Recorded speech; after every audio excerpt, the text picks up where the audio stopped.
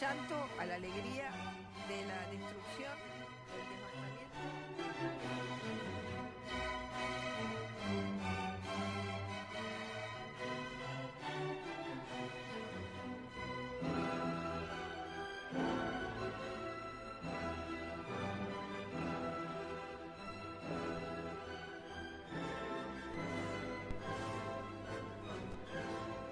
No es una filosofía muy interesante, pero se le parece bastante, ¿no? Estamos con Fran. Fran, buenos días, ¿cómo estás? Buenos días, ¿cómo andan ¿Cómo, ustedes? cómo le va? Bien, hablando de los filósofos, cuestiones Sí. acá irreproducibles en el aire. No, por Gente eso que está digo, muy se parece, chiflada, pero no vamos- es, Vamos claro. a decirlo. Estamos Bueno. muy emparentados, los fundadores de la Claro. sociología, todos en realidad su formación fue filosófica, porque claramente no existía la filosofía, la sociología, Claro. y filósofos determinaron la importancia de crear una ciencia que se aboque al estudio específico de lo social. Así que venimos de ahí, Claro. como todas las ciencias sociales. Así que reconocerle esa paternidad a la filosofía. Así que en honor a ellos, este bloque hoy, Bien. Bien. que se aleja totalmente de la filosofía de lo que he venido a hablar. Pero bueno, Bien, ¿de qué A ver, vamos a hablar ¿de qué hoy? vamos a hablar, ¿Qué entonces, tenemos? Francisco? porque en este plan de evadir un poco la realidad, una realidad que es inevadible, Yo tengo miedo de volverme loca, o sea, llega un punto que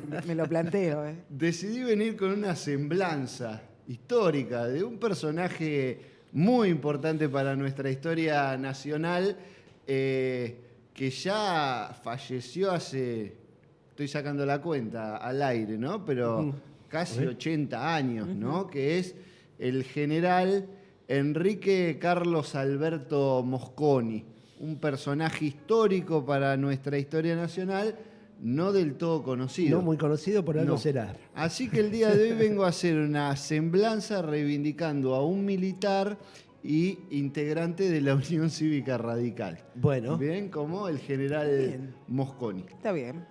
Bueno, leí hace poco ahí, a colación de la Feria del Libro, me compré un libro sobre su vida, que me pareció muy interesante, y me resultó interesante traerlo acá, además de que el 2 de septiembre, hace unos días, fue el Día de la Industria en Argentina, Sí. Sí. que icónicamente nuestro presidente decidió reivindicar en la sociedad rural, lo que le valió al día siguiente una crítica de la ya bastante contrariada Unión Industrial Argentina, bien, pero pensando en la industria, que no tiene nada que ver con Mosconi este día, porque se conmemora, estaba buscando en internet, el primer embarque de una manufactura que Sí. sale del puerto de Buenos Aires hacia Brasil en el año 1587. Bien, Sí, señor. Mosconi no tiene nada que ver con eso, No. pero sí está relacionado con el desarrollo industrial de nuestro país. Bien. Ajá. Mosconi nace en el año 1877 en Buenos Aires.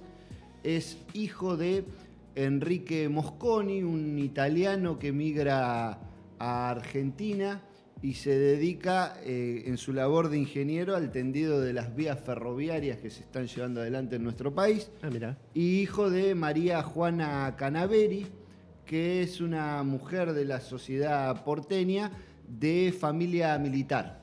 Bien, su madre muere muy joven cuando da a luz al hermano que le siguió a Enrique, pero la influencia de su madre como que atraviesa toda la vida de Mosconi por el rol que cumplen sus tíos en compartir esa experiencia familiar, siendo que todos ellos vienen del mundo de lo militar, ¿no?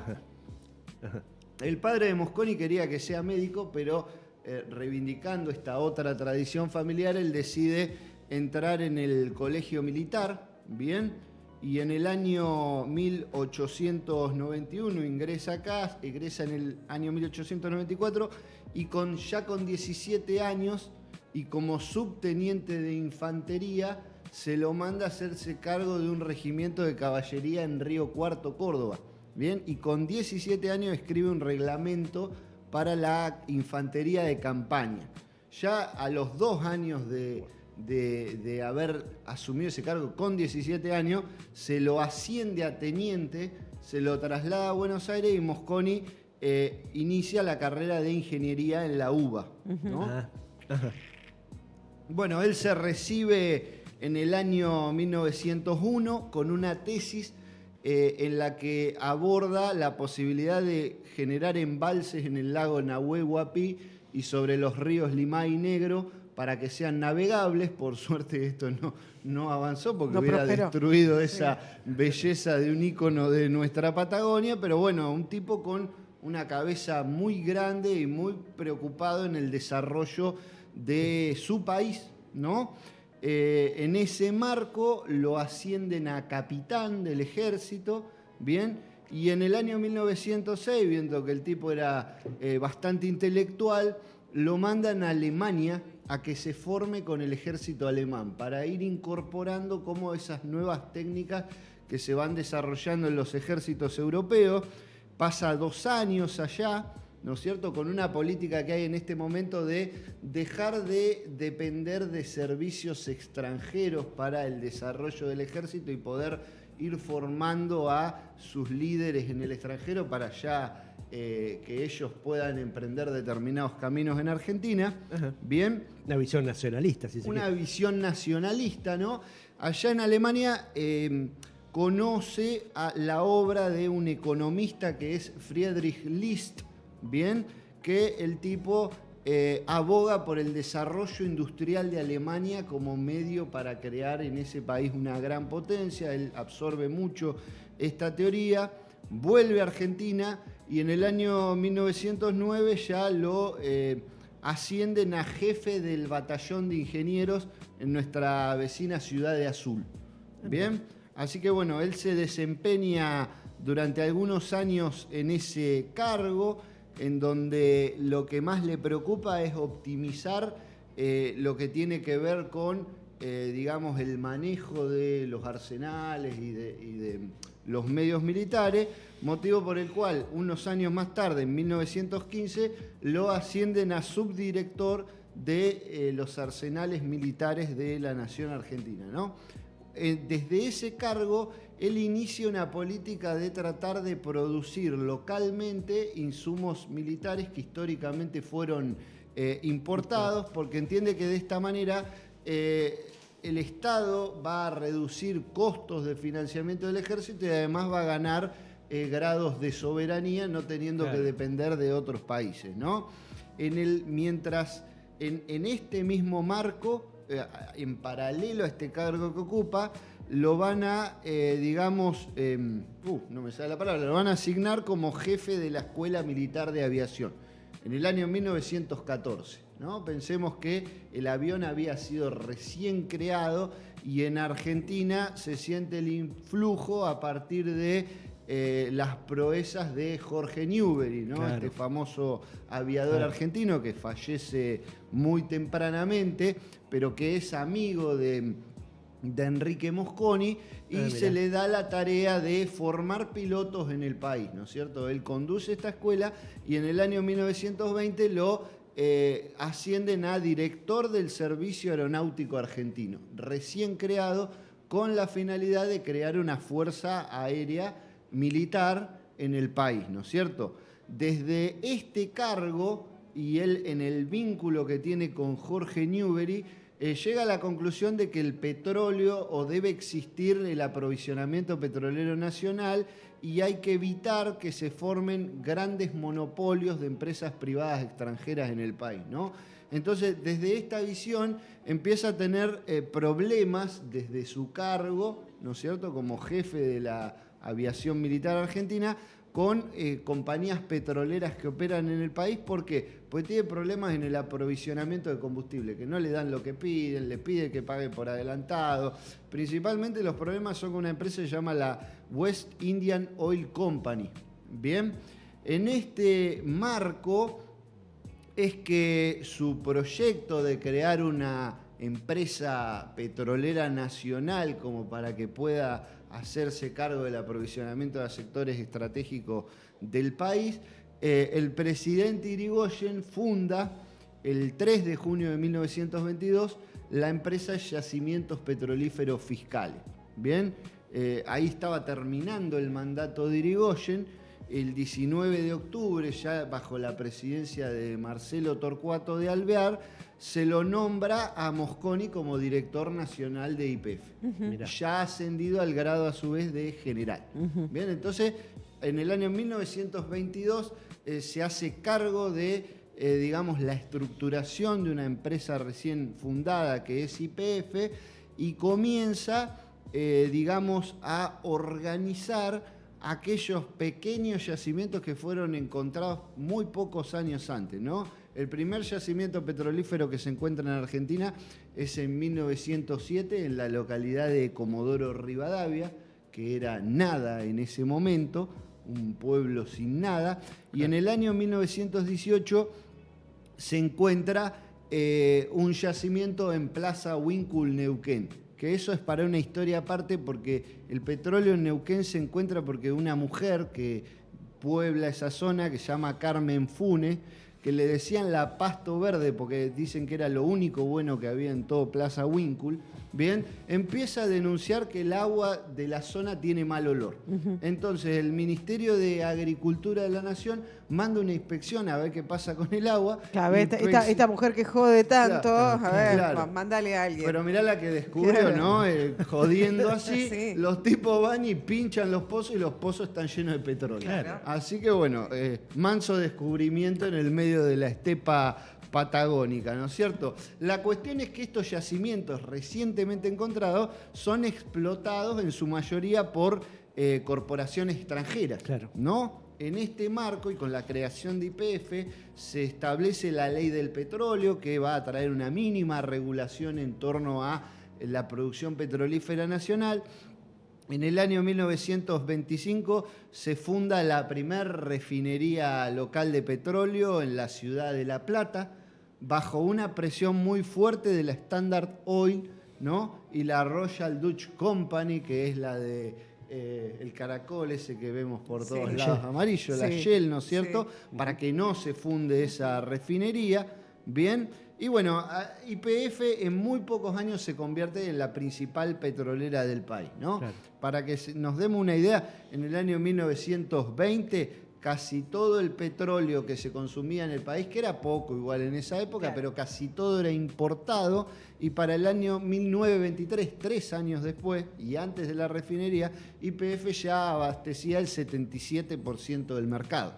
Bien, entonces en este plan Mosconi se propone varios objetivos, ¿no? Como crear una red nacional de surtidores, controlar el mercado interno, bajar el precio de los combustibles para hacerlo asequible a la población y a la industria y unificar los precios del petróleo en todo el territorio nacional, cuestión que logra ya para el año 1929, ¿no? Y por ejemplo en el año 1930 ya YPF tenía 1.598 surtidores en todo el país, que al parecer en ese momento era muchísimo, ¿no? Claro. En este marco, Mosconi hace una gira por América Latina, ¿no es cierto?, en la cual diserta en torno a la importancia de generar una política petrolera en los países como medio de garantizar la soberanía nacional. Pensemos nosotros que Yacimientos Petrolíferos Fiscales es la segunda petrolera estatal creada en el mundo, ¿no? La primera la creó la Unión Soviética y la segunda fue creada en Argentina bajo un gobierno radical, ¿no es cierto? Entonces, en este marco, YPF se va construyendo como la empresa más potente de petróleo de todo el país, con rispideces cada vez más grandes con las compañías petroleras extranjeras, y hay un evento que es importante en esta disputa, cuando en el año 1928, en Salta, ¿no? Y para que pensemos la referencia, una ciudad importante del Chaco salteño se llama General Mosconi, ¿no? Claro. En Salta, en el año 1928, el gobernador revoca la concesión a la petrolera que se estaba haciendo cargo de los pozos en la provincia, que era la Standard Oil, y se le transfiere la concesión de la explotación de esos yacimientos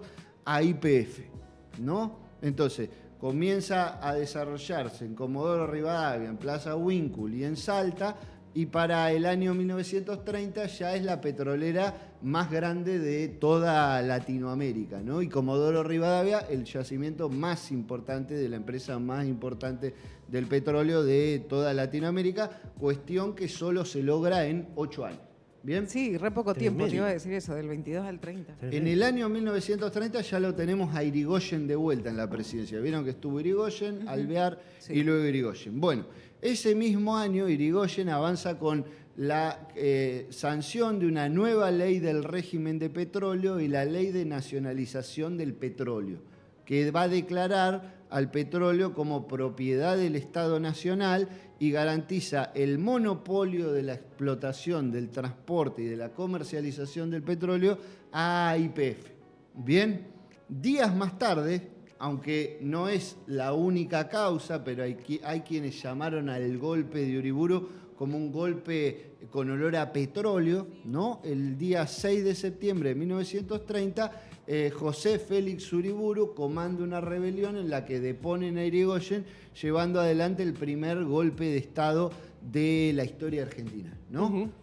Automáticamente el general Mosconi es apresado, ¿no? Lo van a detener, acusado de malversación de claro. fondos y negociados deshonestos Corrupto. bajo su dirección en YPF. Corrupto. Corrupto, Me sí. suena, sí. Así empezaba el loafer, ¿no? Que dicen que es Claro. cosa del siglo Claro. XXI. No. El Se lo ha dado tipo todo. en 8 años paró.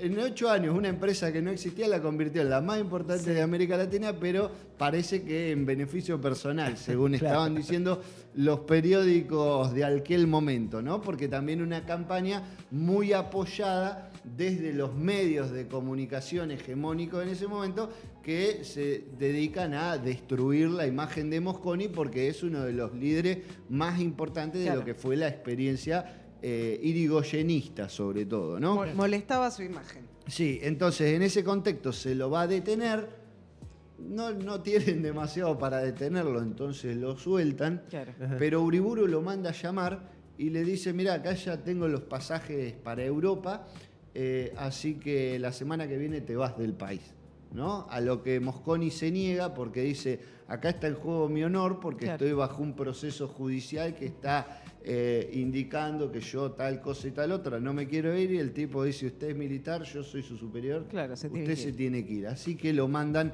al exilio, ¿no? Ujú. Y en este contexto, otras cuestiones que pasan, ¿no es cierto?, es que van a modificarse todos los funcionarios de YPF, ¿no? Los accionistas, abogados y ejecutivos que van a pasar a ocupar los cargos jerárquicos dentro de la empresa, van a ser todos de empresas extranjeras, ¿no? El hijo de Uriburu, por ejemplo, trabajaba para una petrolera alemana y un pariente de Uriburu había sido un senador que había, digamos, liderado la principal oposición contra este proyecto que había llevado adelante el gobernador de justo, Salta qué de justo. revocar, digamos, la licencia a la Standard Oil. Entonces, bueno, en el exilio, Mosconi vuelve con la vuelta de la democracia, entre comillas, ¿no? Cuando es elegido de manera fraudulenta Agustín Justo como presidente, lo dejan volver al país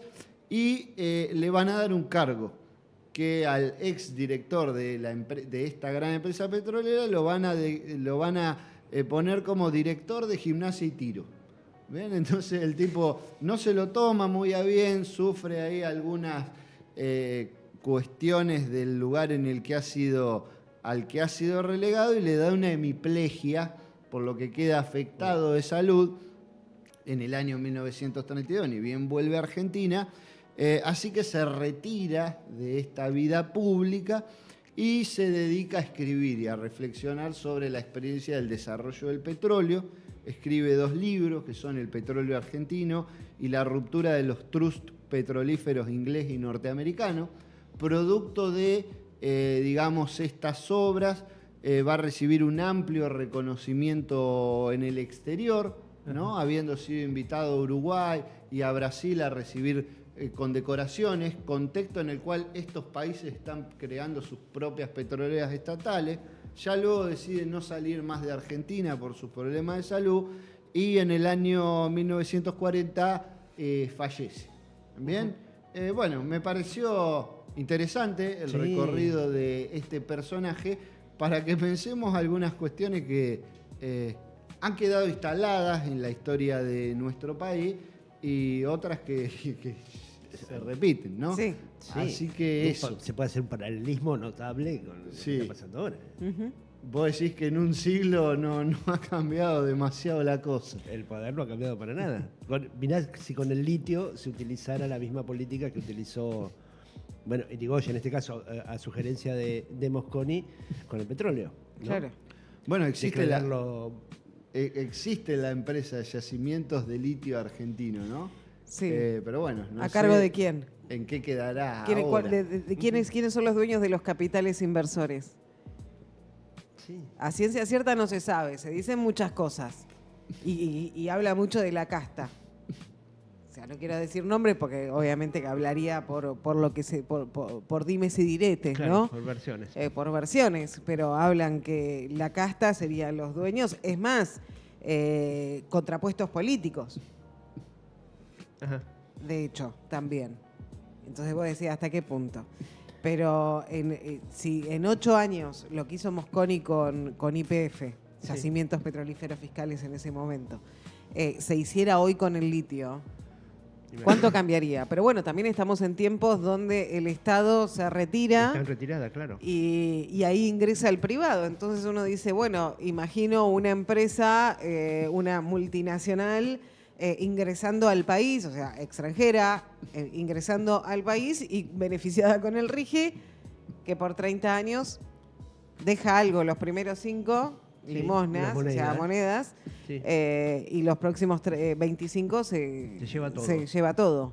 Y la vemos pasar. Y la vemos pasar, o sea, algo totalmente, o sea, Argentina fue potencia en algún momento o formó parte de un país, de países potencia, gracias a todo lo que se hizo, bueno, lo que sabemos ahora que hizo Mosconi con YPF, ¿no? Y el petróleo.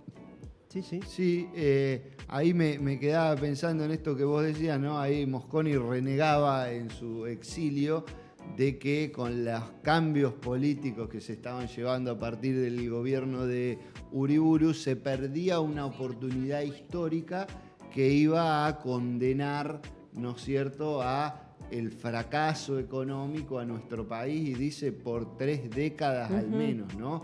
Y no nos olvidemos que unos años más tarde, producto de una gran gesta popular del 17 de octubre de 1945, algunas cosas cambian, ¿no? Entonces también me parece que lo primero que tenemos que hacer es no dar por hecho, que esto obviamente no implique luchar contra lo que significa, pero no dar por hecho que porque se instrumenta el RIGI nos condena de acá a 30 años. Eso también es fruto de consensos políticos, Claro que sí. y de las cuestiones que la sociedad permita, ¿no? Sí.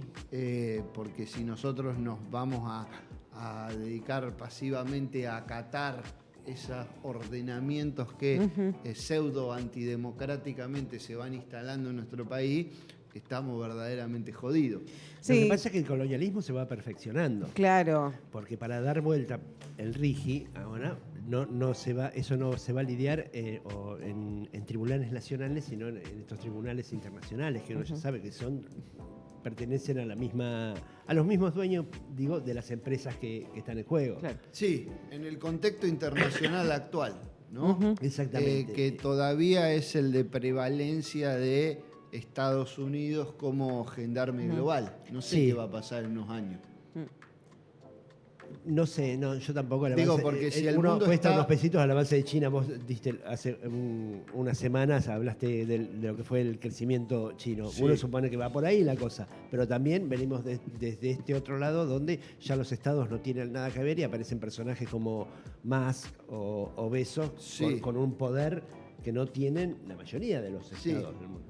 Creo que hay algunas cuestiones ahí para que pensemos al respecto, ¿no? Porque, digamos, ciertas tendencias vistas superficialmente nos llevan a, digamos, como constituir una mirada fatalista de las cosas en la cual no future, como decían los Sex Pistols, ¿no? Sí.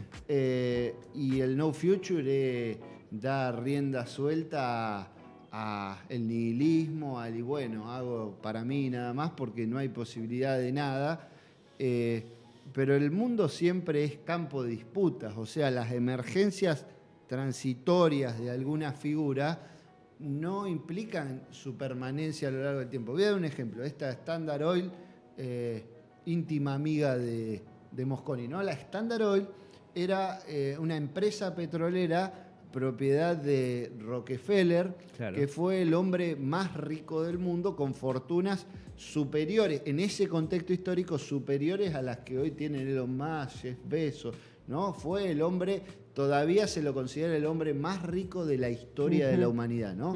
La Standard Oil llegó a controlar el 90% de la producción petrolífera del mundo. Y nosotros estábamos peleando contra ese monstruo. Claro. Sí. Pero un monstruo que también se convirtió en un enemigo de Estados Unidos, Claro. ¿no? Porque le estableció los precios de, digamos, la energía base para el desarrollo de toda su sociedad y su industria, y Estados Unidos terminó decretando una ley antimonopolio en la cual forzó al gigante de la Standard Oil a desprenderse de activos a Claro. principios del siglo XX, ¿no? Entonces las cosas no es que se sostienen a lo largo de la historia siempre, van cambiando, hay tendencias que pareciera que lamentablemente no terminan de reformularse, pero siempre hay posibilidades de que las cosas cambien, ¿no? Un evento interesante que tendríamos que ver cómo evoluciona, dos son en realidad, hace unos días en Francia detuvieron al CEO de Telegram, ¿no? Sí. Porque dicen que Telegram se ha convertido en una plataforma que, digamos, facilita actividades ilegales y terroristas.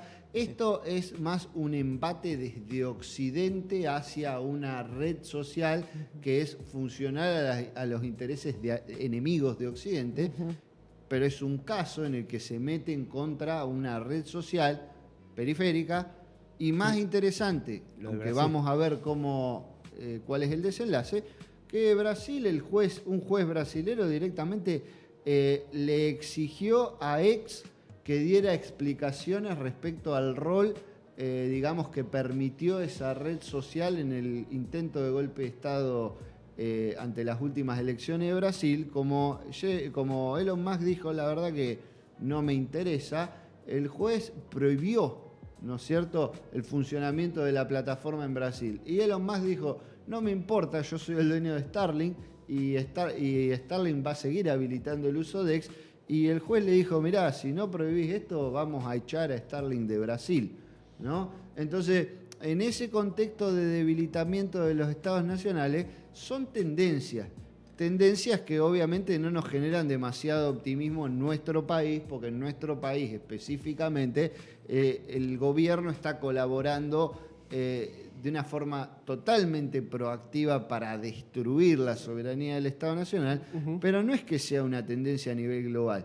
Gran Bretaña hace unos días nacionalizó la red ferroviaria. Gran Bretaña, Sí. ¿no? Los padres del libre comercio entienden que como el transporte tiene una finalidad social, lo debe controlar el Estado. Entonces me parece que estamos en un contexto de transición que obviamente nuestro presidente está leyendo totalmente a contramano. Como hemos hablado acá, a mí más que corrupto, Milei me parece que verdaderamente está convencido de que puede tener éxito con lo que hace y está llevando adelante un experimento terrible que puede condenarnos al fracaso, pero en un contexto que nada está dicho. Eso es lo que yo observo. Por También se ejemplo, puede- la también- injerencia de los tribunales internacionales sobre los asuntos locales, Sí. digamos, es incuestionable si el orden global es comandado por los defensores de esos intereses particulares. Si el orden global está en disputa, no entiendo que, digamos, las atribuciones de esos tribunales puedan ser tales. Esto no es idealizar alternativa, pero entender que hemos quedado muy formateados con lo que implicó el consenso de Washington, Sí. donde había un consenso unívoco en torno al liderazgo absoluto de Estados Unidos sobre el globo, y entonces todas las instituciones supranacionales que eran controladas por Estados Unidos actuaban, ¿no es cierto?, en consonancia con los intereses norteamericanos, y eran incuestionables, porque te salías de la Organización Mundial de Comercio y ¿a dónde te ibas? No había nada. Claro. Ahora la cosa parece que está bastante más compleja. Pensemos un ejemplo, ¿no? En el contexto de la guerra de Ucrania, que Occidente, liderado por Estados Unidos, le impone miles de sanciones a Rusia que en cualquier otro contexto hubieran destruido esa economía, ¿no? Sí.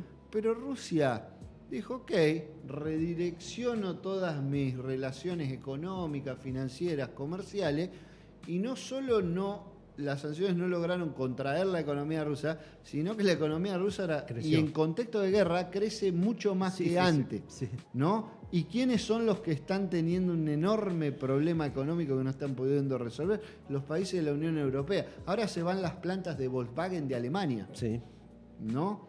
Entonces me parece que está todo menos estable que antes, y eso obviamente tiene sus cosas malas, pero también presenta oportunidades, ¿no? Oportunidades que no podemos ver en lo inmediato, porque en lo inmediato es un garrón, ¿no? Ahora estaba viendo cómo me volví a sumar al subsidio de la luz y el gas, porque es una barbaridad lo que estoy pagando de luz, y nos está comiendo esa cotidianidad y ese bombardeo permanente de malas noticias en nuestro país, pero sin que todavía esté demasiado todo dicho, me parece. Porque si nosotros ves como decimos, un reacomodamiento, o sea, un tiempo de cambio, digo, desde la sociología, y entiendo que mirás mucho la historia, ¿no? Y ver qué ha pasado en momentos anteriores. a mí me parece que eso es fundamental. Si nosotros creemos en la posibilidad de construir algo mejor,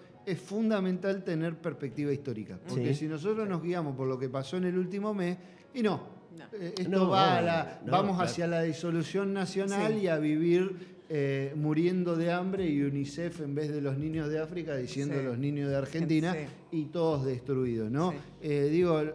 Son procesos de ida y vuelta en los cuales evidentemente hay avance y hay retroceso. Nuestro país viene sufriendo retrocesos irreversibles desde la década del 70, con excepciones como fueron los gobiernos kirchneristas del 2003 al 2015, que revirtieron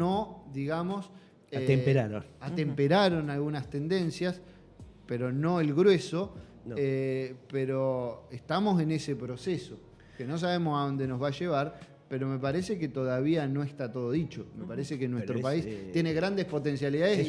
Es una vida, digamos. Visto en términos históricos es nada. Sí, claro. Es una vida. Son dos generaciones. Pero ¿hasta cuándo va a ser así, Marco? O sea, me parece que la gente lo que dijo en las últimas elecciones es que está harta de una forma de hacer política, y por eso eligieron a la antipolítica, el que dice yo pateo todo.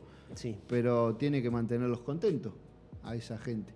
¿Qué va a hacer para sostener su hegemonía? Y veremos el año que viene que tiene grandes enemigos, porque son, digamos, bases desde donde se proyecta la posibilidad de un país distinto, y uno de esos máximos enemigos es la universidad, que hoy estamos de paro, ¿no? Producto de este estrangulamiento presupuestario que estamos sufriendo. Sí, y un congelamiento del incremento salarial de acá a fin de año. Terrible. Pero bueno, hay que ver cuánto sostiene esos consensos, hay que ver. Creo que no está todo escrito, porque si está todo escrito, la mejor opción que podemos tomar es migrar. Sí, si y no está sé, todo escrito. Otra vez. Y no sé, porque si lo mirás también en términos, bueno, recién vos hablabas de otros países, las recientes elecciones municipales en Alemania marcan un avance de la extrema derecha tremendo. Sí. Y no es el único país. Sí. Hay que leer en el contexto en que se da ese avance de la extrema derecha en Europa, que tiene que ver también con un contexto de crisis económica permanente, producto de políticas globalistas y pro-atlantistas que la extrema derecha viene a refutar. es interesante, son nacionalistas. ¿Son nacionalistas? Son Sí. nacionalistas. Sí. Sí. Está bien el nacionalismo europeo, ya sabemos Claro. a Claro, dónde ha bueno, llevado. justamente Pero en su esta- reivindicación es de defensa de Sí. la autoridad del Estado En Nacional. estas dos ciudades donde ganó la extrema derecha o avanzó muchísimo, fueron precisamente donde el nazismo en su momento nació, ¿Sí? con el apoyo popular. Pero es interesante pensar en qué contexto se da y que es Era una desconformidad, en una Sí. absoluta. Y es en un contexto de fracaso absoluto del proyecto neoliberal. Claro. Porque el proyecto neoliberal fueron espejitos de colores que solo beneficiaron a las grandes corporaciones transnacionales, le dieron un poder equiparable al de la mayor parte de los estados nacionales y configuraron la subordinación absoluta de Occidente hacia la voluntad norteamericana. Y lo que está pasando en esos países es que están renegando contra eso, ¿no?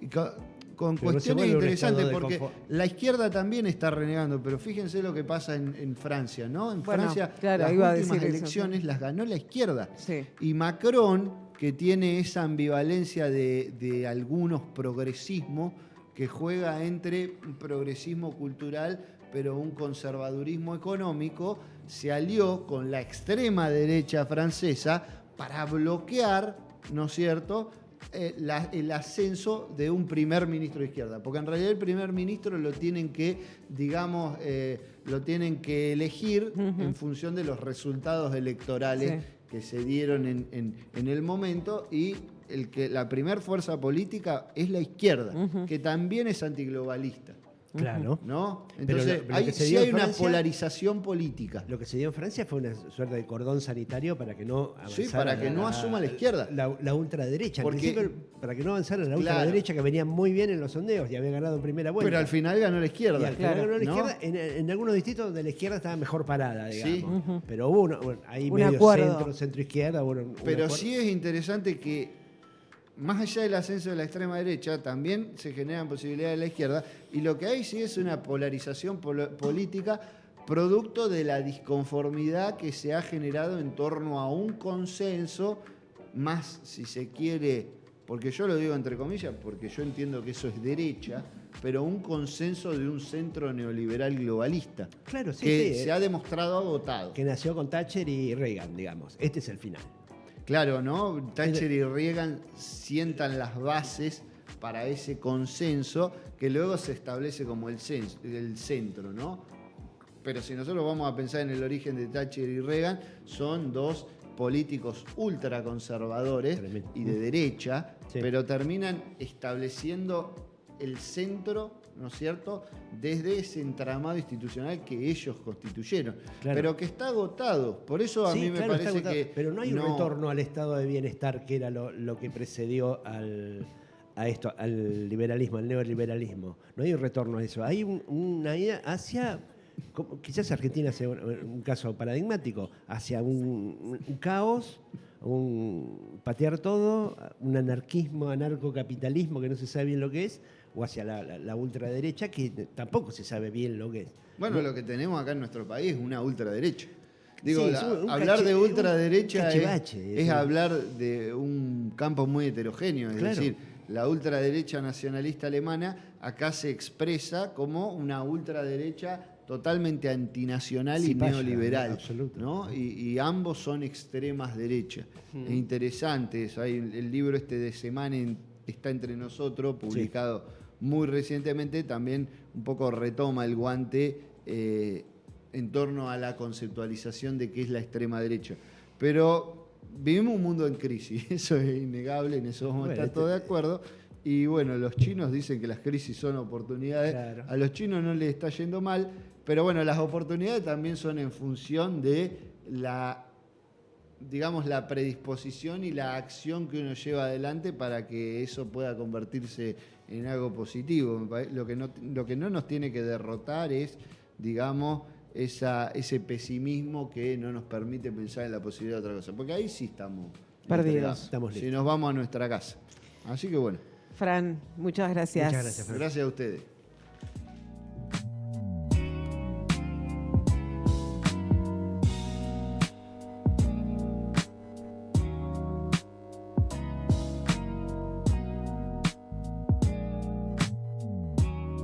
Magma, 92.1.